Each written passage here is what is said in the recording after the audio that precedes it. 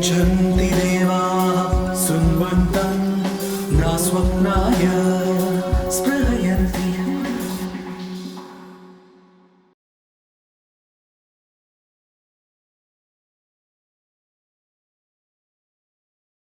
Is on the problems in assumptions and methodology of Airavadam Mahadevans Indus decipherment.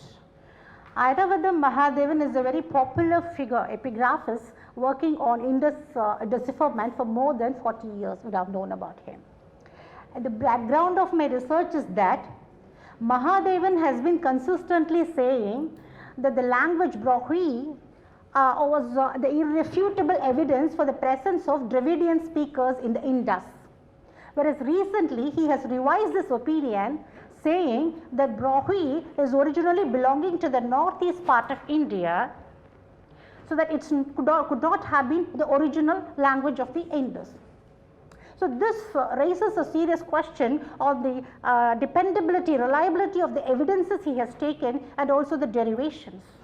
Therefore, my paper is aimed at examining the assumptions and methodology of Airavadam Mahadevan. His assumptions are, the first one is Aryan migration, which is nothing but Aryan invasion theory.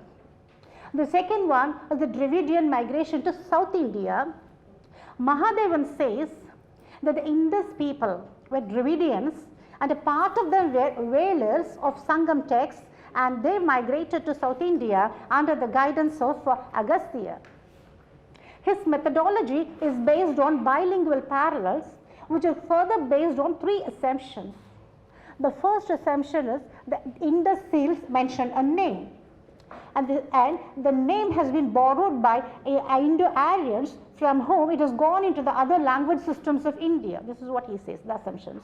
And the third one is some names are surviving and they can be found out and extrapolated back to Indus seals to find out the name in the Indus seals.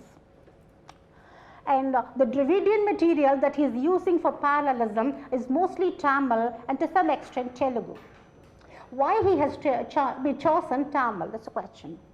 It's because he says Tamil names contain suffix. And the Indus seals also seem to have a suffix, like there are recurring signs of jar and this arrow mark. And he says that the names of the Tamil Brahmi inscriptions and those of the Sangam poets have a suffix, like Sendan and Kotran and. Another kind of parallelism also he uses, and of a mythological kind. I am giving a sample case here, how he is doing the decipherment of this, based on this parallelism. On the left side, you see the great bath of Mohenjo-daro. On the right, what you are seeing is the Madurai Meenakshi Amman temple tank. He says the sacred sex concept of Inanna of the Mesopotamian myth has a parallel in the Great Bath and also a parallel in the sacred marriage of Meenakshi Amman. And he also says the eternal virgin concept of Ishtar of the Mesopotamian myth has a parallel in Kanyakumari Amman of Tamil Nadu. That is, the sacred marriage or the eternal virgin of these deities are reminiscent of the Mesopotamian myths. Can we concur with these views? And and this kind of views he has given, many such views he has given. Have anyone challenged these views? It is in this backdrop I am looking at what are his assumptions and methodology and what are the problems with that. These are the like Meenakshi Amman marriage of sacred marriage is a Mesopotamian myth's continuation is something that the Tamil people or anybody in India could accept. So I am looking at the problems in assumptions and methodology. The first one, the problem with the Aryan migration. What is the problem with this migration theory? Actually, the problem is that Mahadevan, whenever he comes across a derivation that looks Aryan or Vedic, is not able to accept it because this is Indus and Aryans came later. For example, in this seal there is a vessel-like object which he derives as a Soma ball. But Soma came with Aryans, with the Vedic. So he says that Soma cult was Proto-Harappan. Does it mean that Indus was Aryan? No, no, no, he is not able to accept it. He is not able to accept it because that doesn't concur with the AIT theory, and that is Indus and Aryans came later. And he is showing similar looking objects in other seals also, shown by him only. Here you are seeing a tablet at the bottom of the slide, which looks like a kind of procession of 3 people. The first one is carrying what you call a polyketona, or a row of flags, which is even now being hoisted in Dwaraka temple. And the middle one is an animal being carried by a person. By the way it is being carried, it shows that it is a venerated animal or a totem of this clan. And then this makes us wonder whether the animal motifs of the Indus seals also represent a totem of a respective clan. A similarity, parallelism you are seeing here. And then this is a Soma bowl, what he calls Soma bowl, but it is being carried by a man. In this figure, the same Soma bowl is being carried by a man with a single hand. Can a Soma bowl be carried like this? But rather it looks like a flag post or a standard or a banner, and there is another researcher who has said that is Indradvaja. But Indradvaja is Aryan, so he cannot accept it as Aryan because it doesn't concur with the AITT date of that, that is pre-AIT date of that Indus seal, and also because he is specifically bringing in the absence of horse in this context. There were no horses in the Indus seal, and so that could not be about the Aryans. So coming to the question of horse, why the horse was absent in Harappan art? If you are taking, you remember in the previous tablet I have shown you the animal being held as a kind of totem. If the animals are the totem, you can see that horse was never a totem for anyone anywhere in India till the beginning of the Common Era. And on the other hand, the animal motifs of the Indus are found to be the emblems of the losers of Mahabharata war. For example, the frequently occurring unicorn or the Varaha symbol was the emblem of Jayadratha, who was the ruler of Sindhus, and he has control over the entire Indus region and beyond. And then looking about the other factors, the traditional date of Mahabharata war coincides with early Harappan phase when there was an increase in the manufacturing activities. This makes us think whether the losers of the Mahabharata war have taken up or have given up Kshatriyahood as per the tradition and taken up Vaishyahood and indulged in the activities of trade here. And another interesting information is this Varaha symbol is not only found in the Indus, it continues down the history until recently in coinage as a legal tender, and also as the emblem of dynasties. The Vijayanagara coins of Varaha, the named Varaha, is so very popular. So it makes us wonder whether these people were the descendants of Indus. Why not bring in Tamils here? But Mahadevan doesn't give any thought about it. The question arises here, why the loser symbol emblem? That is, if I am saying it was Jayadratha's emblem which is gotten into the Indus, why the loser's emblem should get so much importance? So if you are attempting an answer for this, you will not only be going to the Indus, you will go back in history to Manu's times, because Manu has worshipped Varaha according to Brihad Samhita. From his time onwards, Varaha was the deity. So this brings us to the history of Manu. The Vedic history, we should know, started from Manu, Vaivasvata Manu, and not from Aryan invasion.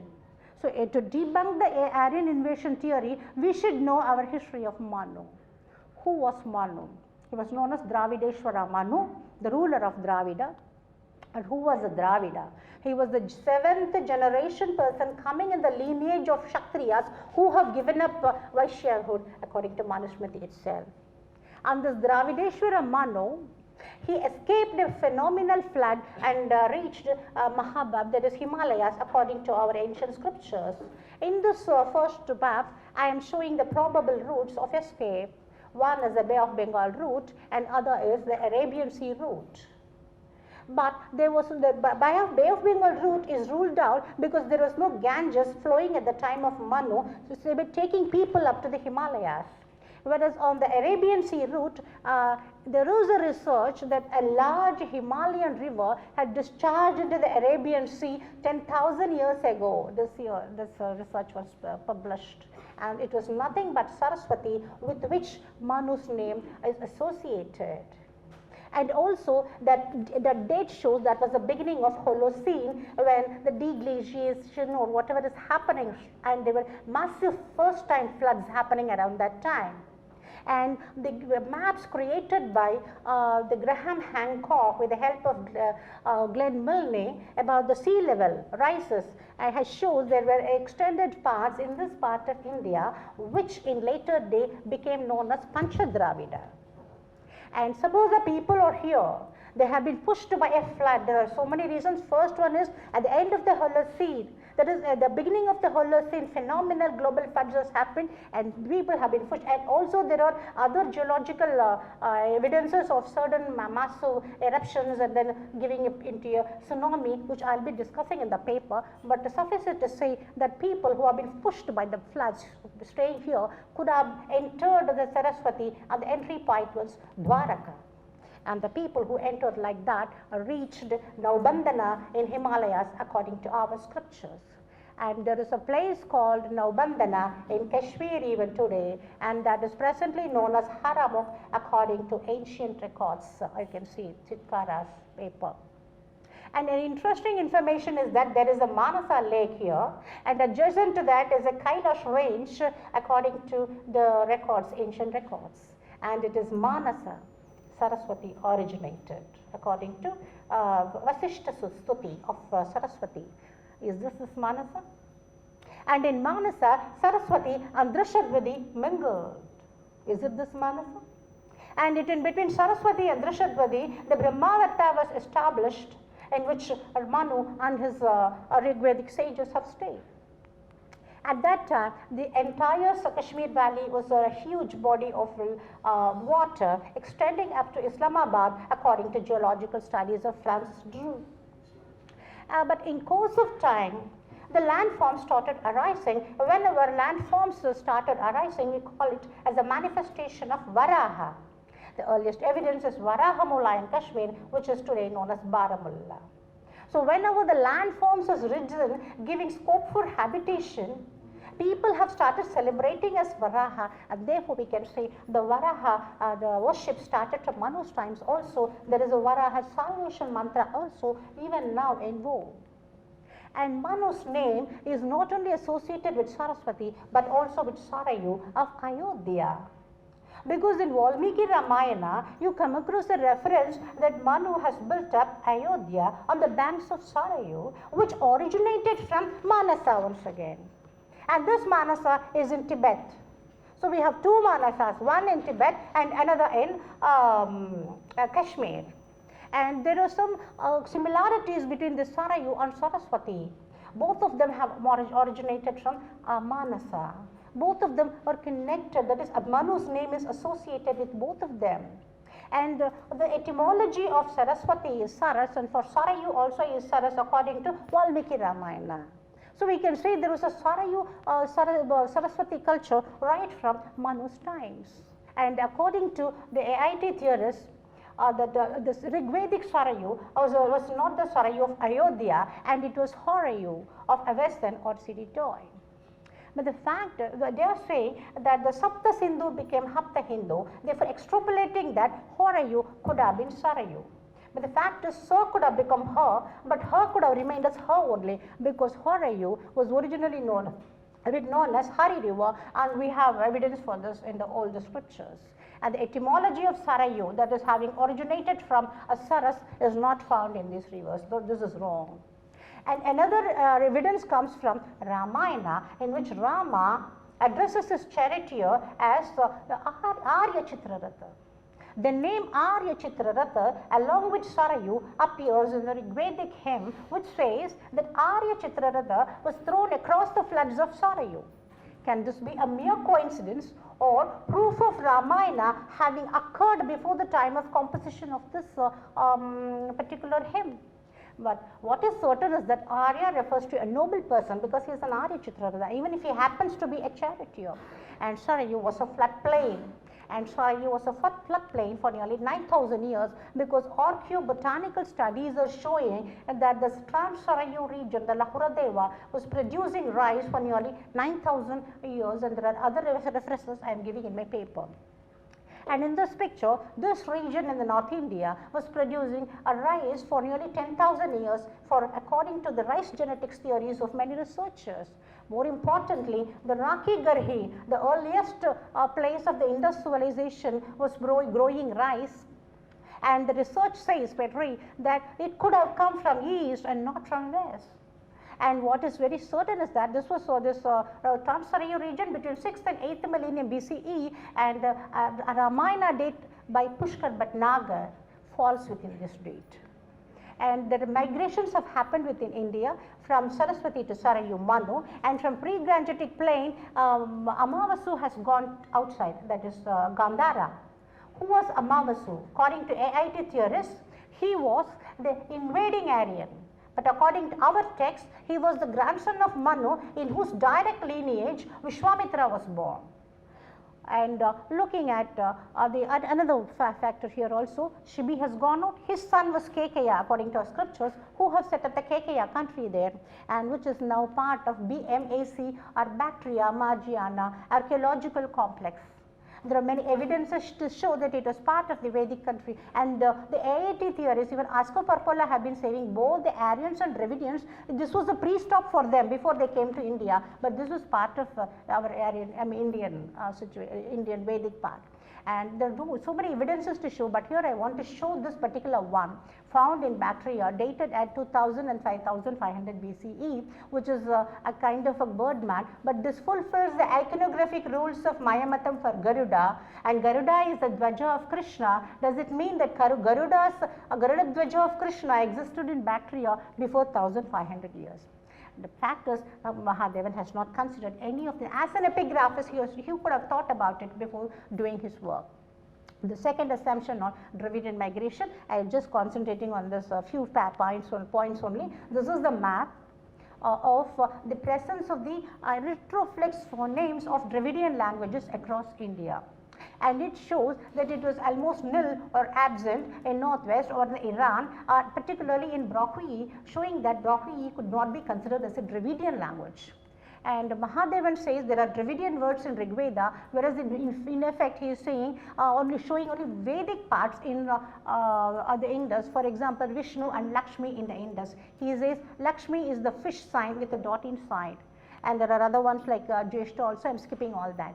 And he says the Mahabharata war was the cause of the decline of Indus civilization, and says that Krishna was a Dravidian. So the question is whether Krishna was a Dravidian. The name Krishna appears in Rigveda at 6 places, 4 as a kind of family. See, Krishna, his son Vishwaka, and his son was Vishnapu, and Vishwaka lost his son Vishnapu, prayed to Ashwins and got them back. As similar events we can see in real Krishna's life, Krishna of Mahabharata's life. Krishna, his son Pradyumna and his son Aniruddha. Aniruddha was lost because he was imprisoned by Banasura, and he was got back. The basic thing is the prayer to Ashwins. And Krishna name appears once again in offering Soma to Ashwins in 2 Rigvedic hymns. We should know that Krishna has abandoned Indra worship. That means he has not offered Soma to Indra. So the possibility exists that he has offered Soma to Ashwins, and his earliest ancestor Yadu has offered Soma to Ashwins. There is a continuation of that is Ashwin cult, Soma cult of Ashwins, even today in the form of a festival called Sharat Purnima, which is celebrated only in the regions associated with Krishna. And this festival is celebrated in the month of Ashwini. Please note down this. In the month of Ashwini, when Soma, the moon, becomes full in Ashwini star, and people offer a bowl of milk in which they capture the image of full moon. So it looks like a kind of Soma offering to Ashwins, which can be traced to the Rigvedas, and it gives rise an opinion whether this Krishna is the Krishna of Mahabharata. That means the Mahabharata had occurred before this composition of this verse. Coming to the other issues like Velis, he says Velir people, there are a group of people who came from Dwaraka. That's true according to Sangam text. He says they are the founders of Tamil kingdoms, which is not true according to Tamil texts. And he says they were led by Agastya personally, which is no evidence. And before going that, just two migrations I want to mention from Dwaraka, one to North India. At the death of Krishna, after the death of Krishna, they have gone to North India, but that coincides with early Harappan phase. And the Velir migration have happened to South India at the decline, that is 1500 BC, at the decline of Mahabharata, that is the Indus phase, and this is supported by Sangam text dates, and also concurs with the Beit Dwaraka dating by S.R. Rao.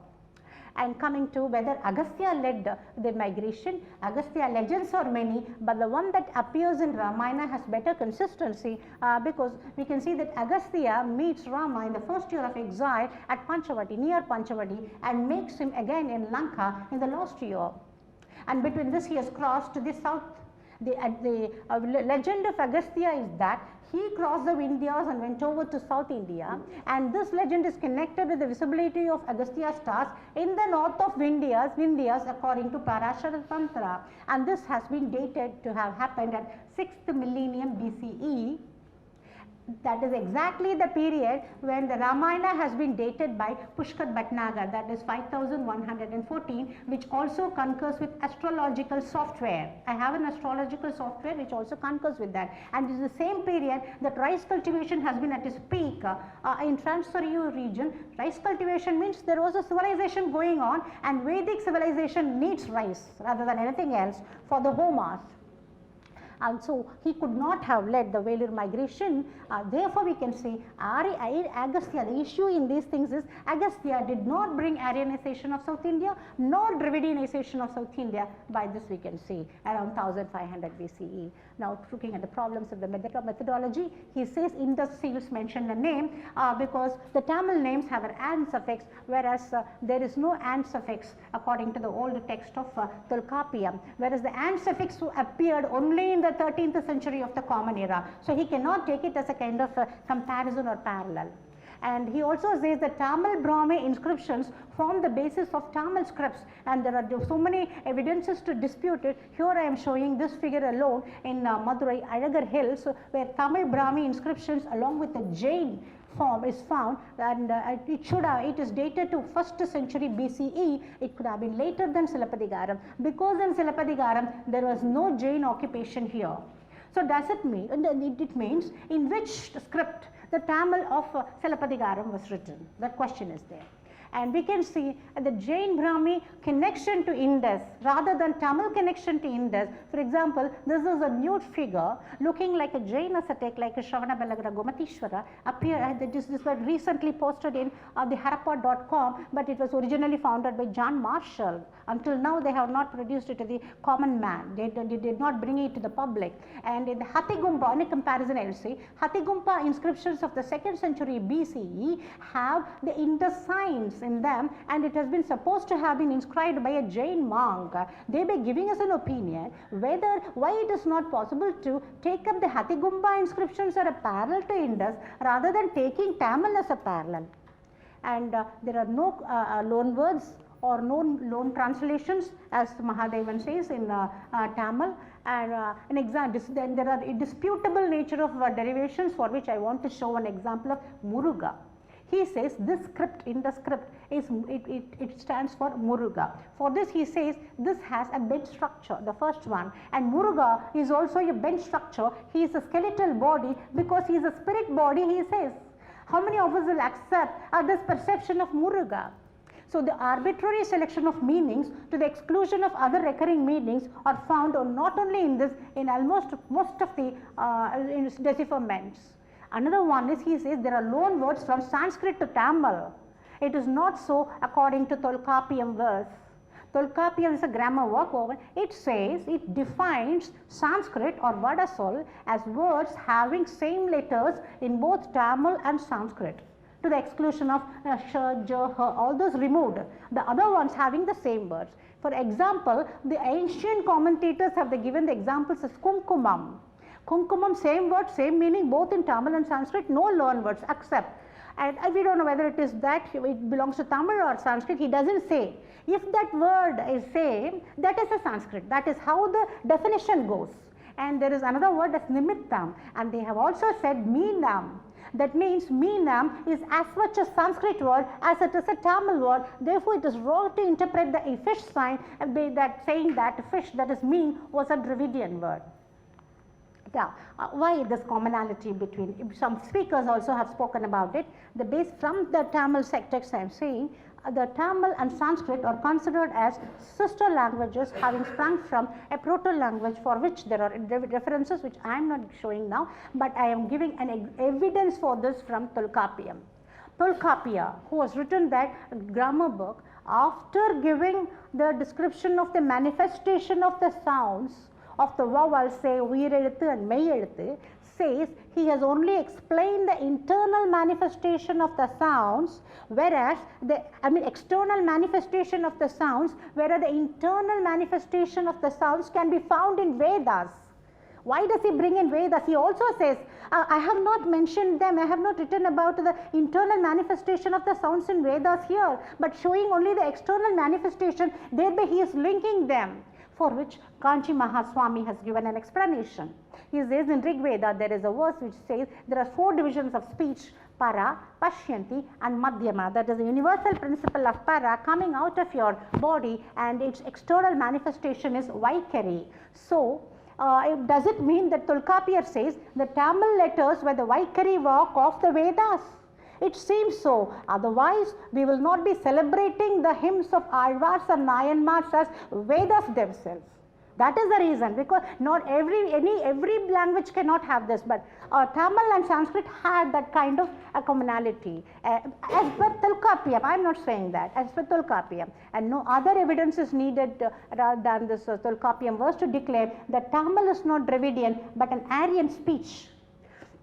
The commonality between Tamil and it's like that. Pali also has commonality with Sanskrit. There are Pali word. There is a Pali word in Rig Veda, and I am not going to the details, but I am just highlighting that Pali and Sanskrit have a commonality, similar as Tamil and Sanskrit have a commonality. So research is needed into Pali, Tamil, and Sanskrit to identify the proto-language, and no European language comes in this picture based on these constructions, which I will discuss in my paper. And Mohenjo in Mohenjo-daro is a Pali word, and the names of the Mitanni Hittite treaty are Pali sounding. The possibility is there because there is a spread of Buddhism to Afghanistan and West Asia who have taken Pali to those regions. So the Pali words could have been there. They are not corrupt Sanskrit words. So it's possible to say there is a parallelism between Pali and Indus rather than with Tamil and Indus. So coming to the end of it, so there is no parallelism with Tamil, but there are 2 hints from Tamil and what Indus could be. The first hint is about from Silappatikaram, where it is said 3 exquisite artifacts created by the ancestors of the artisans and created as per the rules of Maya, who taught those rules to the ancestors of the makers of the artifacts in return for the help that the ancestors have done to Maya. What could be the help given by the ancestors of the artisans to Maya? Maya's name appears in Mahabharata in constructing the Pandava palace, in which there was an indoor pool, and this indoor pool has a parallel in Great Bath because in the Great Bath is also an indoor pool. So is it possible to say that Maya could not have constructed all by himself? So many people have helped him. They learned the tricks of the trade and replicated in here and other sites. And the other hint comes from the seals contained in the bundles that came from North India to Tamil lands, and these seals contain what you call kanneduthu or rebus, which means just by looking at it you can know what it says. The ancient commentators have said the seals show the name of the good, the number of goods inside, and the stamp of the trader, and all this exactly fits with the seals found around the bundles of that is we have been founded from the Indus. And it is unfortunate Mahadevan did not consider these hints of Silappatikaram. So coming to the end of it, even though he has done a stupendous task of compiling Indus scripts, he has failed to check the veracity of the assumptions like AIT and the relevance of Tamil as a parallel for methodology for Indus decipherment. As a result, we find there is no Dravidian substratum, there is no Tamil substratum for the Indus. With this, I am just concluding my speech. Thanks for any questions or that I will answer. Any questions? Because it's a vast topic. I have just gone back from, from which place? From Fiji Islands to Atlas. Our geography extended till that, and we are in the middle. So anywhere where Tamil comes, where Sanskrit comes, where Pali comes, just anything you can ask, or Yuga, whatever. There is this Meena tribe and the kingdom of Virat in the Mahabharata. So he can also claim, the question to ask him is, are you also claiming that the Pandavas were Dravidians? That is what he says, Mahadevan says. Meena, first take up the Meena tribes. I will show you there is a Minoan tribes in Crete, that is pre-Hellenistic Greece also, and there is a commonality. I have done a research on that and written in my blogs. My blog readers, followers will be seeing that the Thirayans, even Subhash Kak has talked about the Thirayans. Thirayan means one who goes across the seas. They have gone from, that is the early Pandavas. There are 3 submergences. So Satyavati, so it's a Satyavati.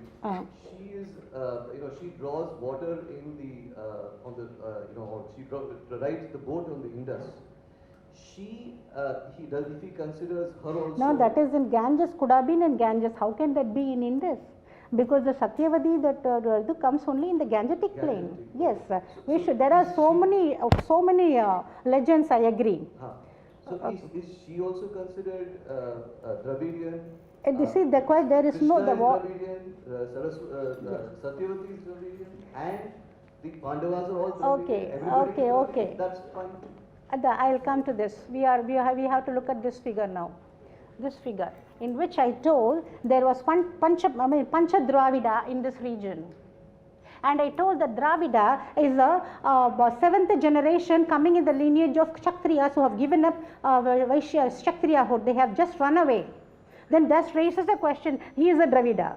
The original Dravida is the Vaivashvata Manu according to our scriptures. Then why he was known as Dravideshwara? The question comes. So here at that time there was the Western Ghats as a barrier, and there was a large area of coastal line extended. Now it is not so extended towards the west.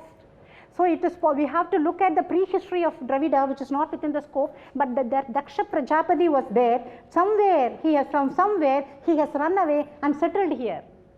That is a conjecture that we can make, and from which somewhere I have an answer, that is in Sundaland and all that, because we have to check the ocean, the water level and all that. So this one was known as Dravida already, Vaivashvata Manu. Interesting feature is that I told that Vaivashvata Manu has worshipped Varaha. In the same mantra, the only other deity that is other than Vedic deity is Subramanya. Subramanya, that is Muruga, is supposed to be Tamil Kadavul, Tamil God. But Manu has worshipped, Manu is praising Subramanya in that verse. That means the birth of Subramanya must have happened before Manu's times. And Manu's times you are taking to the beginning of Holocene, because at that time this area was totally cold. Subramanya, of course, is everybody's God. He is, timeline, look at the timeline. Yeah, he is. Like for instance, Shada, you see El Shaddai in the Bible. You see Shada, for instance, the story of Sargon. So Subramanya is Bala, then Skanda in Scandinavia, and the red haired, he is Sendil, he is Shevvel in Tamil, that means red haired. The only red haired people today is in Ireland. And they have been dated that first appearance has happened 10,000 years ago. There is a research. And so therefore there is possible, and there are this Rohitas in Ramayana. When you are looking at the southern region, just very down near the Antarctica, Rohitas were their original Rohitas, not this Rohitas today in northwest. So there is a possibility people from down this area in southern hemisphere was warm at that time. During the Ice Age. During the Ice Age, Mr. Nilesh work, I wanted him very much to be here. He was claiming about the water and all that. It was all frozen at that time. There is even Kumara in the Rig Veda. Yes, that's what. Because Manu, after Manu only the Rig Veda we are bringing in. So when Manu has started talking about worshipping Subramanya, that means it has come before. And another information I'll give you, it was there but I didn't say, is that Kanchi Mahaswami says the Tamil specific Ra, that is the retroflex phonemes, is how the Rig Veda La should be pronounced. For example, in Agni Mile, he says it should be Agni Mile. So how the Rig Vedic people are using the Tamil Ra? So it gives me still opinion, those people were already connected with Tamil or something. And also this was the region of Saraswat or Rig Vedic Brahmins who were settled here by none other than Parashurama. No, these were very relevant doubts, I agree. The point is that Dravida, he was himself a Dravida and he should have had Pandyans because the Subramanya is found there. Subramanya is supposed to be the first progenitor of Tamil race. Okay, let's have Yes. one more question and then Swami has comments. Yes. How do you say that Muruga is a Tamil god?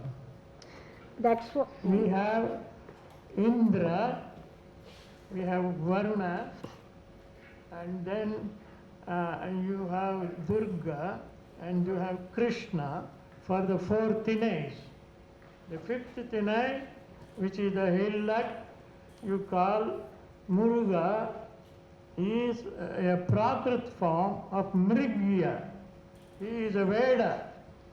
Veda, the god of Veda, who married Valli. And you see the whole description of Muruga in early Tamil literature, it is only the same Prakrit tradition. And so all the five gods of the five Tinays are from Sanskrit sources. And it is a corruption of the word Mrigya as Muruga. So, but you kindly tell me how you say that he is Tamil god. One. No, I have When not, is I am the, not when is the saying. word No, I am, Dravida occurs?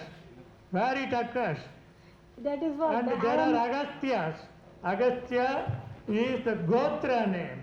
Several Agastya, even today we have got Agastya. Manu, you are talking about Manu, Vaivasvata Manu.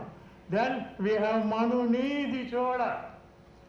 Later, this Manu Nidhi Chola says, I established the Manu Nidhi Dharma, Manu Dharma of the old Manu. He himself says. So how do you say that this is earlier? Please be very careful in telling about this, what you call the chronology. For example, I am hearing here about 6000 BC, 7000 BC. Why you stop with 6000 BC? Why don't you call it 60,000 BC? What we want is pramana, Deksha pramana, written document to prove what is the date. There's only one date we know so far as Mahabharata is concerned. It occurs in the Aihole inscription of Palakesi, which is 3101 BC, which is called the Kali era, beginning of Kali era. So we have thousands of inscriptions all over India and also abroad which correlate Kali Yuga with I will just Saka answer era. just one part. So let us be more scientific and looking for pramana rather than telling that this is Tolgapiyam, Chalapatikaram.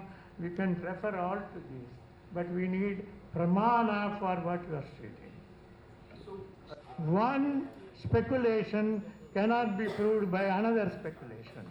Airavada I'm not showing Mahadevans is speculations here. absolute speculation, and this cannot be accepted as established fact. It's about no bandhan. You talked about no bandhan of Manu. And is there any connection with the story of a deluge and flood that we find in Shatapatha Brahmana, and that Manu in his Nauka, and that Nauka lands at a place called, is different from what you said, apparently the place called Manali in the Himalayas. Yes. And because the word no bandhan, I wanted to know if there is any connection with I have given the references in my paper. That Naubandhan appears in Mahabharata, And also in Vishnu Purana, I think I have given the references. They have said Naubandhana. I understand, but is there any connection with bandhana meaning? No, they said that is about in Tamil we say Nankuram, Navai. It is connection with that, where you anchor. It is actually anchoring a means. And Francis Drews, that is, he is in the 18th century geologist who came from Britain to India, and then he was looking at the geological ones and he concentrated on Kashmir. He says, in Naubandhana, today there is no water, but there are impressions as though people used to tie up or strong evidences for huge ships, not just some boats. And Chitraka, I have in that book only I got that reference, and he says that place, that is a regular local tradition, is also that in olden days it's also possible to say people had been just moving around in the water of the place using boats, and they could have anchored their boats. But the thing is, it is Naubandhana right from time immemorial, and next to that there is a hillock, the train, where there is a Lakshmi Yantara hugely done. Not many people don't know, and it is attributed to Pradyumna's times, that is Krishna's son. There are certain evidences there which we have not gone into, and I think that is the last time, that is the 19th century Francis Drew's book. Just Francis Drew, that book is available in the internet, entire book. Only in that we are coming across these geological features. After that, nobody seems to have done any work in that part of Kashmir. And Naubandhana is mentioned in Mahabharata in Manu's story. And that place is now today known as Haramukh. Harimukh or Hari, our worship of Hari, people are also there. Today there is no water. But the geological impression shows an entire area was so high. The first one to have lost water was Baramulla, that is Varahamona, according to geological studies. Even they said that is a westernmost boundary of Kashmir lake, of which Dal Lake is a part today. Okay, the westernmost was Vitashta river, that is Jhelum. And Vitashta, the Sanskrit etymology says it's a carved out boundary or carved out river. Beyond that, anything is mleccha. Right, thank you. There is one more question. You discuss Indus signs in Hathi Gumfa in Kalinga show continuity of the Indus scripts in North India, Yes. but not South India. Is it possible that it's both North and South India? No. That is the only particular, I think Dr. Srinivasan also, Srinivasan Kalyanram also will give some opinion on that, but because as a signs, that is the Swastika sign, and there is a Srivatsa appearing in the beginning of the Hathigumba inscription, at the end of it is the kind of grilled gate or something inside which a plant, which is also found in the Indus scripts. And in the Epigraphica India article, the olden researchers have said this is Vaddamangala in Pali, that is Vruddhamangala, which is Ashtamangala.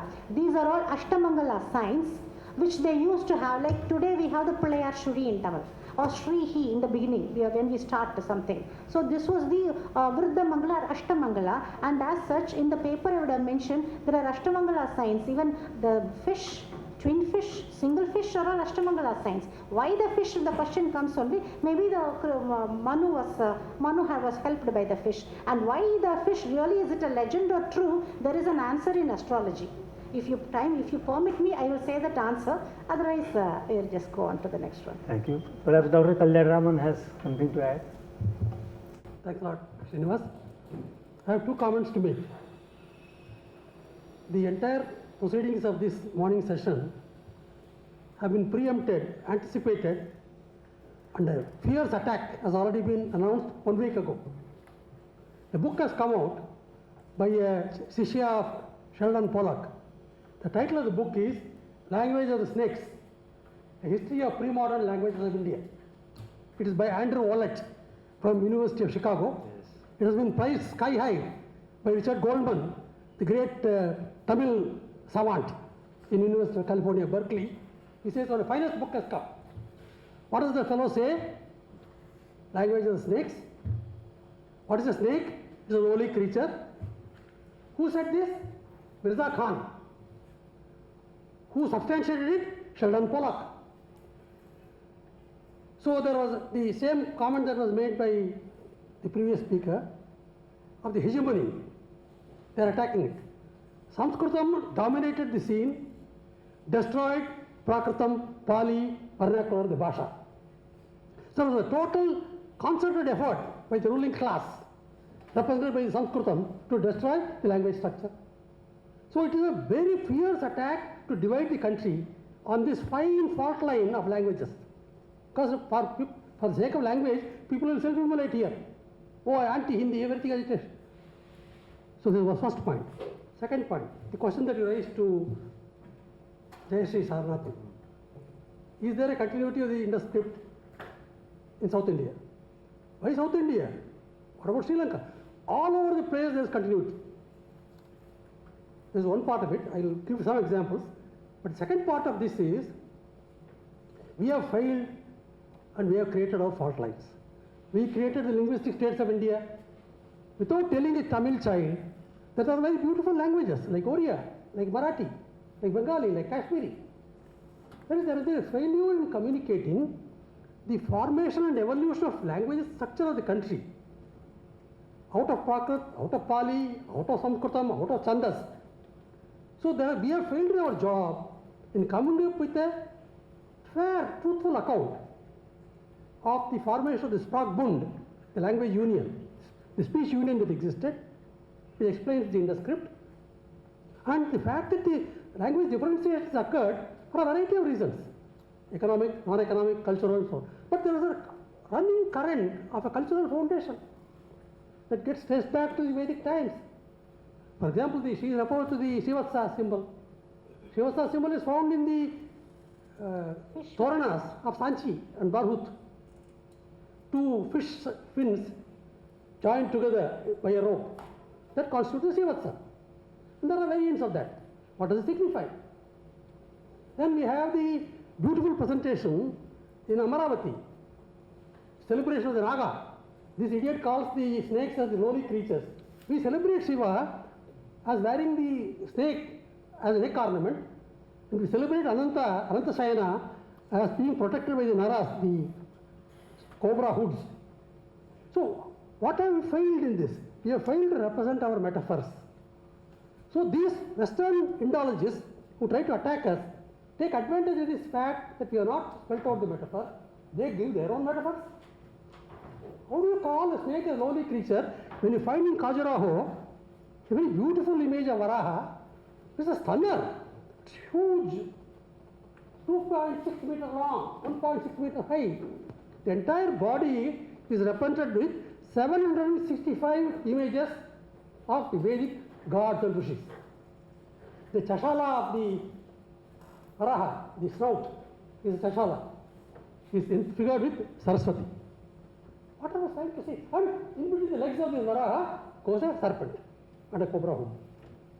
And that fire altar and the feet of Devi are shown, Bhudevi are shown. Have we explained to our children what the Varaha structure means in the beautiful Khajuraho Varaha temple? We have failed. So my submission is that we have got to trace back the presence of not tens of thousands, hundreds of thousands of coins, punchmark coins containing the Indus script symbols. Indus script symbols are found here on the Dongsan bronze drums, as I mentioned yesterday, in the Laos, Vietnam, Cambodia. We have 200 Shivlingas have been found in the same region, Far East. They are present in the Vietnam Museum. Shivlinga is not a false representation of some absurd organ of a body. It's a quadrangular structure, middle is the octagonal structure, and a semicircular structure, the Chashala. And with the Jata, the Ekamuka Linga with Jata Mukta. What does it represent? We have failed in understanding these metaphors and communicating with the children. We have failed in telling the youngsters in the schools that we have got beautiful structure of languages that have got to be celebrated. Okay, one final point. You made a connection between Tamil and Vaikhari. Yes. So how about if Tamil and Sanskrit came from the same origin, one common origin, then can we say that some other phase of the four Sanskrit is connected, or Sanskrit is also connected with Vaikhari? Pardon, the last part of it, what did you say? No, if Tamil is connected with Vaikhari, Okay. how do you place or where do you place Sanskrit on that four phases of Vak. No, I don't know. This particular concept is such that in what is given in Rig Veda, the para is that is internal manifestation. It should manifest near your navel as a universal principle of the Paratattva. That is what is meant meant by that verse in Rig Veda. That is Paratattva, the inward-looking person, Pashyanti. He sees the concept. Then through Madhyama, he just says. That is how Vedas have come out. That is meant by that version of Kalkapya. So any walk cannot be a Vaikari walk unless it starts from para. All walks, even a European, everybody speaks. All that cannot be a Vaikari because here the Rigvedic verse is making a connection with the previous three. That's why I am saying the Nayanmas and Alvars, they have just in their concentration on involvement in the Brahman or the Almighty, they have just got it from their mouth, so it becomes Vedas. Vaikari is the external manifestation of the internally manifested thing starting from Paratattva, from inside your body. That difference. So everybody cannot claim any language as a Vaikari walk. As per this Rigvedic hymn and also as per Mahaswami's Kanchi Paramacharya's explanation, this is the explanation. That is where I am asking why he says he specifically says, I have told about the external manifestation. The internal manifestation is in the Vedas. I have not explained this. I have only explained the external manifestation. That is what Tolkapia concludes that. So why that connection? So why the letters A, I, E, U, O. So they have the connection with the para, and those who have that Pashyanti capacity, the Pashyanti who looks at the Drishta and the path of when they have that connection, they are able to see the inner God, and whatever they see is Vaikari, and that is Vedas. Okay, let's stop That is why the Alvars and Nayanmas, that is the reason why we are considering Alvars and Nayanmas works as Vedas themselves. In most of them, there will be a Palashruti. In Alvars, I am more conversant in Alvars Shrutis. There, the Palashruti, after each hymn, there will be a Palashruti. If you say this, definitely you will be getting this kind of results. Why should they say that? Because it has come from a very enlightened soul who got it from the para inside and then given it to the world. Okay, so let's have Dr. Kalyan Raman final word. I have got one homework to answer Jayashree's point about the Sivats. I forgot to mention that.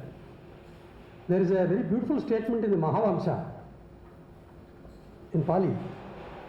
Ayo Kammata Dwara. The Dwara of the Sanchi and Barhut stupas are referred to as the Ayo Kammata Dwara. Kammata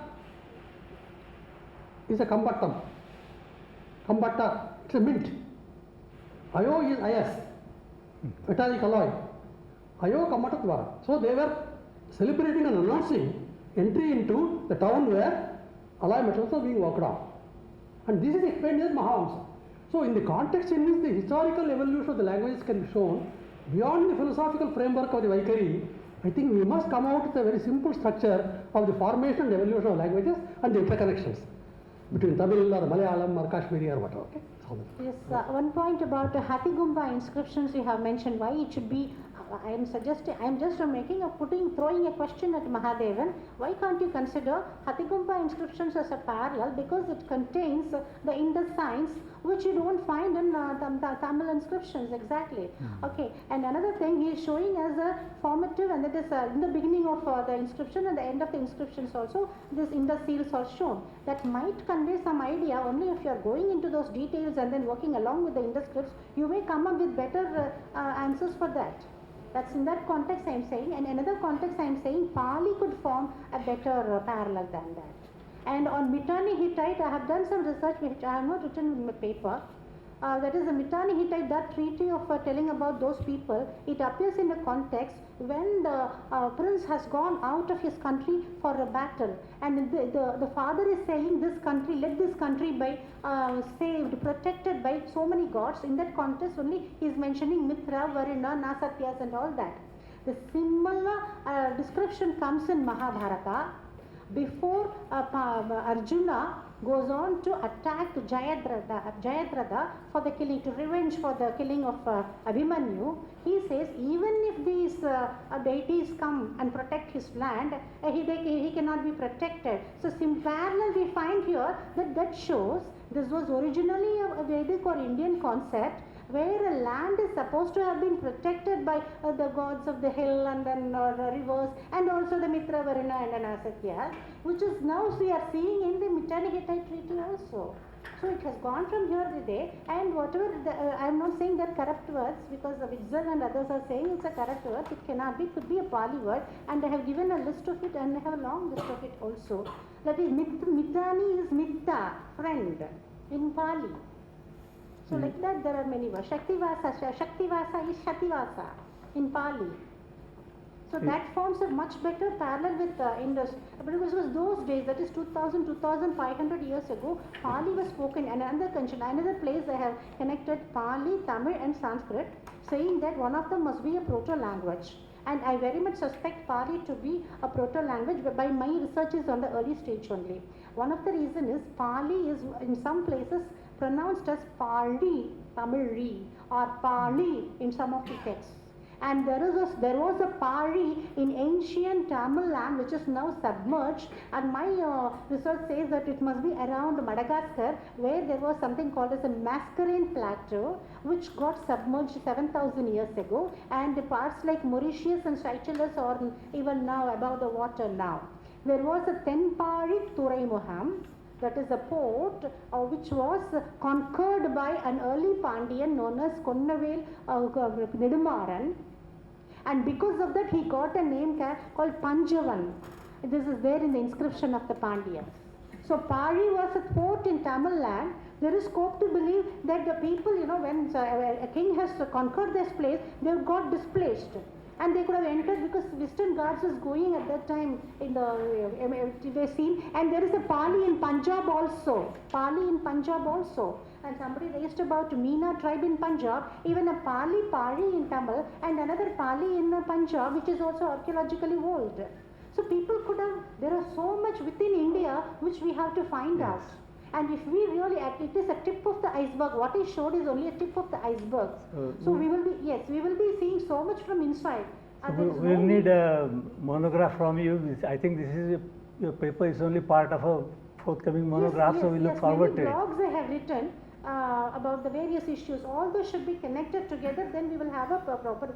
But here I have taken only Mahadevan's assumptions and methodology, and I have challenged. Thank you very much. Yes.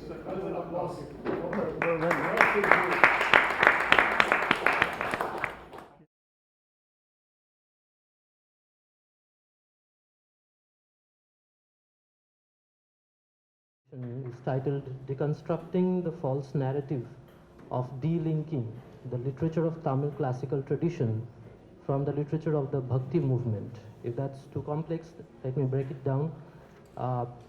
There's this attempt, the systematic attempt at delinking the literature of Tamil classical tradition, and there is another category, the literature of the Bhakti movement, which has been claimed to be the medieval period in the Tamil literature. So this is basically a case study of a particular project taken up by the Sahitya Academy. This is the book, this is the result of that project. It's a 3-volume book called A History of Indian Literature, and this is the part which deals with the most ancient period of Indian literature. And you may ask, why have I focused on this particular project rather than looking at, there are several projects of Indian literature and its historiography, but I think it's legitimate to raise some questions because after all, this is by the Sahitya Academy, which is the National Academy of Letters of our country, and the funds for its projects come from the taxpayers' money, and it's endorsed by the government. So that's why I have chosen to focus on this. Now we are going to start our presentation with a little story, for which I request my co-author Prerna to recount the story. Thank you, Sreejit. Namaskaram. This is a story that was narrated by His Holiness Jagadacharya Sri Sri Sri Paramahamsa Tridandi Srimanayana Ramanuja Chinnajir Swamigal during the Kartika Masam, 22nd October 2017. So this is a story about Lord Shiva and Devi Parvati's wedding. During the much awaited and auspicious occasion of Lord Shiva and Devi Parvati's wedding, all the Devatas, Devas, Rishis, Gandharvas and other celestial beings gathered to attend the ceremony on Mount Kailash and bless the divine couple. The great Rishi Agastya Mahamuni was also invited to the wedding. Agastya Muni was supposedly quite stout and short-statured, almost the size of a thumb. When Agastya Muni began ascending Mount Kailash, the great mountain began bending under Agastya Muni's weight. Watching this bewildering spectacle, the Devatas who gathered atop Mount Kailash were shocked and amused. Among the gods, Vishwakarma, the divine engineer and celestial architect, laughed out loud in amusement watching Agastya Muni make his way uphill Mount Kailash. The mocking laughter of Vishwakarma, the god, greatly offended Agastya Muni. In anger, Agastya Muni cursed Vishwakarma that he would lose his status as a god and would never be worthy of worship as a god. In retaliation, Vishwakarma tries to explain his own stance of sheer amusement at watching the pint-sized Agastya Muni bend an enormous Mount Kailash under his weight, but fails. Vishwakarma instead cursed Agastya Muni that the language created and propagated by him shall only be used by the Rakshasas and Asuras. Agastya Muni conceptualized, formulated and invented Tamil or Dravida Bhasha. Lord Srimanarayana was also present, witnessing this altercation between Agastya Muni and Vishwakarma. Lord Srimanarayana stepped in to moderate and nullify the curses exchanged between these two prominent personalities. Lord Srimanarayana blesses Vishwakarma with a boon that all the Vahanas or divine vehicles used in the religious ceremonies or Utsava Sevas dedicated to him or his consorts Sri Mahalakshmi, Bhudevi and Neela Devi would be designed only by Vishwakarma, thus nullifying the curse of Agastya Muni and honoring Vishwakarma. Lord Srimanarayana then blesses Agastya Muni with a boon that Tamil or Dravida Bhasha will be honored and be given equal status as the Daiva Bhasha Sanskrit. Lord Sri Vishnu blessed Agastya Muni that Sanskrit would be made mandatory and used alongside Sanskrit at all shrines dedicated to Srimanarayana and his consorts. This is how Sanskrit and Tamil came to be known as the two eyes of Lord Srimanarayana. Thank you. Thank you, Prerna. So that's basically the traditional worldview of the relationship between these two languages, which is to say, this is how the tradition makes sense of how these two languages, very ancient in their own right, are related to each other. Now we have an overview of this paper. The Purva Paksha includes the observations that the dominant narrative on classical Tamil literature, Bhakti literature in Tamil, and the periodization of Tamil literature is strewn with such terms as radical shifts, secular, religious, Brahminical, and you will see a lot of postmodernist terms which are heavily jargoned with the words like power play, and it's really the postmodernist obsession with power. There are two or more warring groups, and in this case two, Sanskrit and Tamil, and who is going to topple the other. Professor Shishir Kumar Das, he partakes this project. It's called A History of Indian Literature, under the auspices of the Sahitya Academy, the National Academy of Letters of our country. And the title of this project is actually copied from a similar project by the Austrian Indologist, Professor Maurice Winternitz. So another book of the same title exists, which is the work of, it's not a single book, it's a series of volumes. So that's also called A History of Indian Literature. And it's curious that this project also refers back to that previous work. And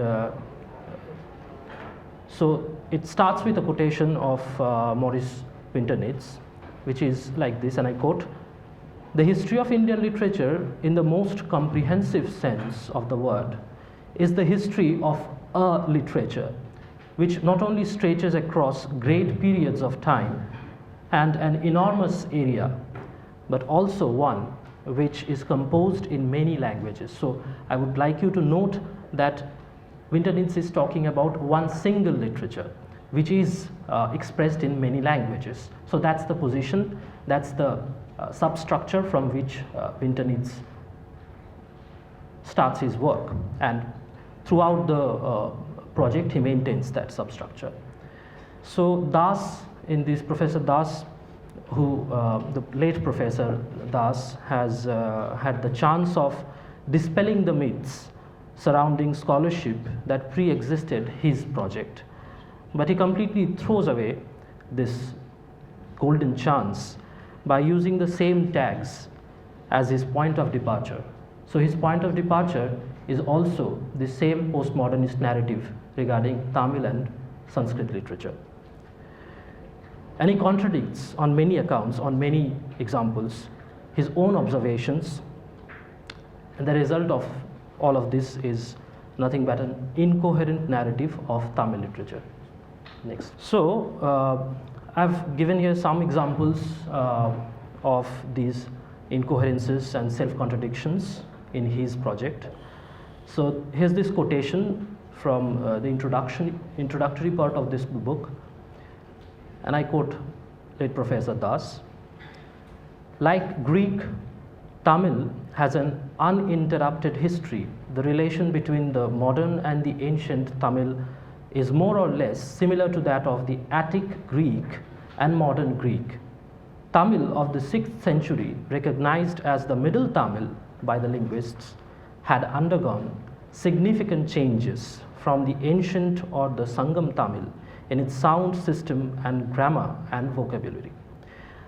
The Sangam Tamil was no longer easily comprehensible to the common speakers of Tamil of this period, as it is comprehensible to the common speakers of Tamil of this period, as it is not to the modern Tamilians without spatial training." Next one.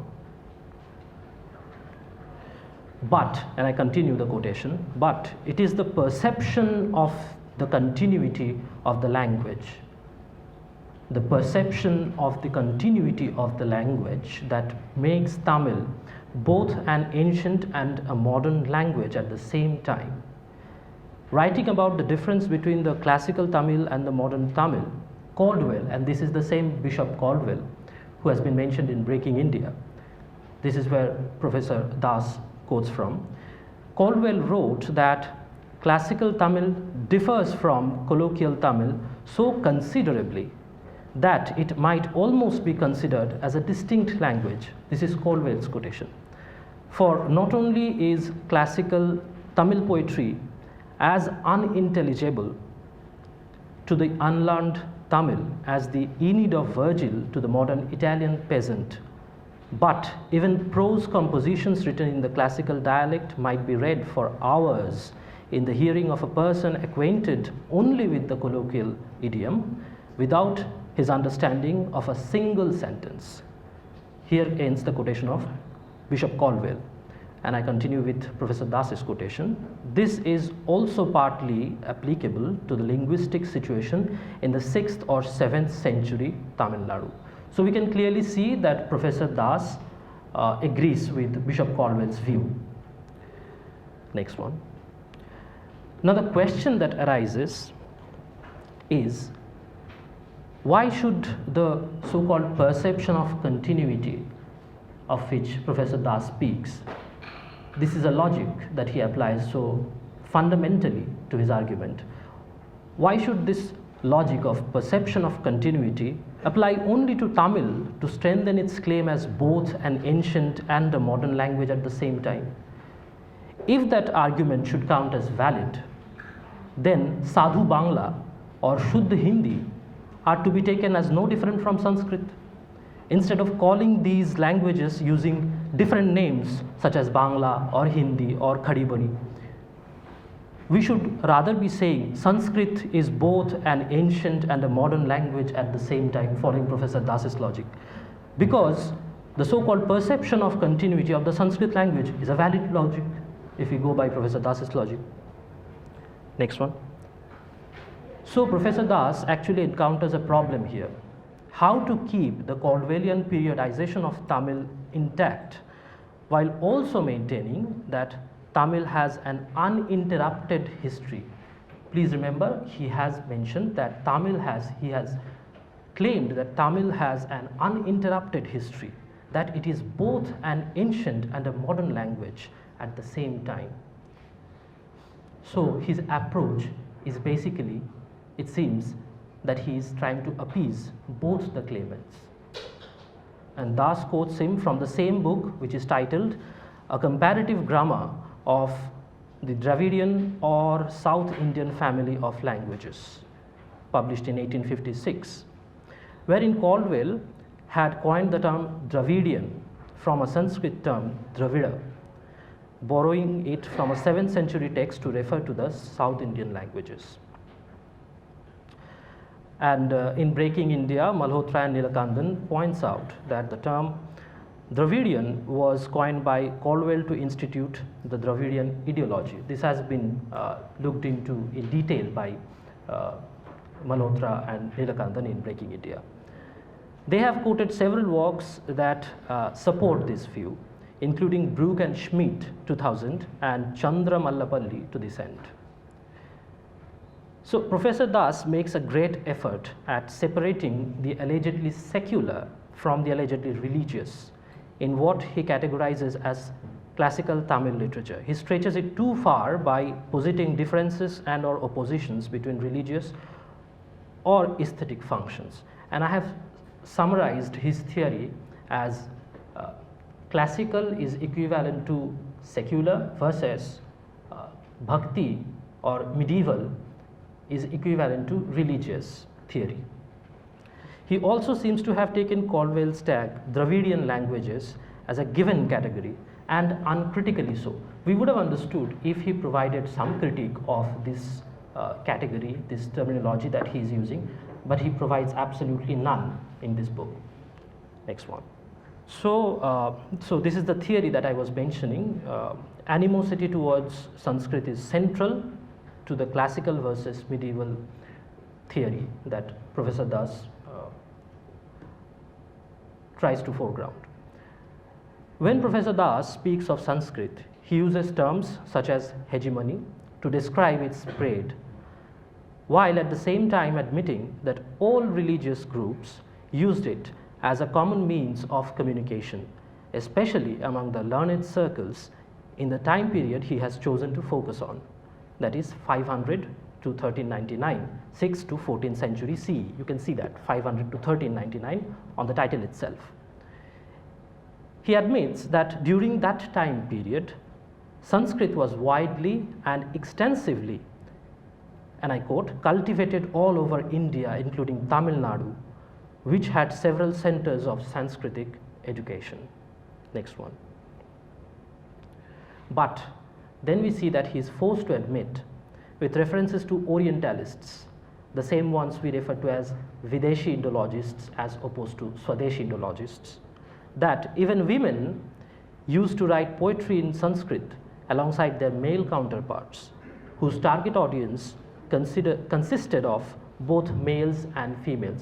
So the claim, the argument that Sanskrit is hegemonized by Brahmin males and it's only because of the patronage of kings, Hindu kings, that the Sanskrit language flourished in the Tamil land in ancient and medieval time, falls apart, because we can see there are instances of a ready group of consumers of Sanskrit poetry across the genders, and not necessarily by the patronage of the king. But he can hardly concede ground to the theory that there was no power play at all between Sanskrit and Tamil, because his whole project seems to be driven by the intention of the Sanskrit hegemony over Tamil theory. He wants to really prove it to be uncritically true, proven, given.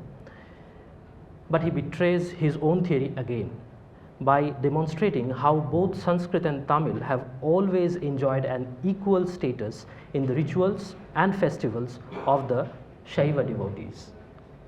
He quotes Sambandhar in one of his poems described the Lord at whose feet join Tamil and northern words, that is Sanskrit. Next one.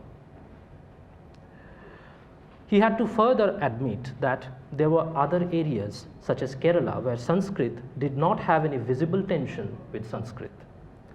Finally, he miserably fails to uphold his own theory, which is evident by the way he concludes the section.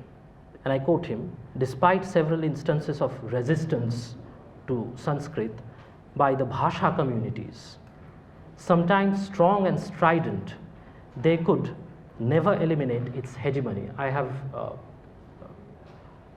kept those words, resistance, hegemony, etc. in red, so as to point out how he uses this postmodernist jargons frequently. So also another thing to be noted here is his mentioning of Bhasha communities. He would take this claim forward to posit a kind of clash between the modern Indian languages, Bangla, Gujarati, Odia, Telugu, and he would call them, the literature produced in those languages, he would go on to call them as Bhasha literature. This is also a tag which has the official endorsement of the Sahitya Academy, and we see the sections of its publications as Bhasha literature publications. And this is supposed to be locked into a power play with Sanskrit, which is the hegemonical, the language of the hegemony. Now the problem with postmodernist and postcolonial scholars is that they can hardly imagine any relationship other than the relationship of power between two different categories, between two groups. They always think in terms of power, hence frequent uses of words like hegemony, resistance, dominant, etc. in their vocabulary. Next one. Thankfully, there is one sane voice mentioned in this project, that is of Ganapati Subbaiah, who negates this classical is equivalent to secular versus medieval is equivalent to religious theory by paying close attention to the conventions and modes of praising the hero in the classical Tamil literature. But of course, he is mentioned in the fringes like a footnote, and the main purport of Professor Das is to establish the theory that these two languages are in opposition to each other. So going back to the convention that Ganapati Subbaiah refers to, this convention maintains a model before the supreme hero who is human, towards which he strives. So there is an ideal before him, and he tries to strive to achieve that ideal in the epics, in the kavyas, in the itihasas, and that model is of the godhood. This is nothing but the Purushottam or Maryada Purushottam model of Valmiki Ramayana, because if you remember, in the Valmiki Ramayana, throughout, except in one or two places, Ram is considered as a mortal man. It's only, I think, in the Adikanda or the Balkanda, when he encounters Parashuram, that he is reminded of his divinity, but he forgets about that. So this is nothing, this convention that Subbaiah mentions is the same convention that is visible also in Valmiki Ramayana. Now the enormous body of work attributed to Venkatanatha, which includes, and his time is, Venkatanatha comes in the 14th century, so well into the medieval century. Yes, Venkatanatha, who is also known as Vedanta Deshika, he comes in the 14th century, well into the medieval age of literature, Indian literature, which includes more than 100 works composed in the highest registers of Sanskrit, Prakrit, Tamil, and the hybrid Vaishnava idiolect of Manipravalam. This is, I am mentioning this from a secondary source of Cox. So this brings us to the conclusion. Thank you. Now we can take some questions if you would like to ask.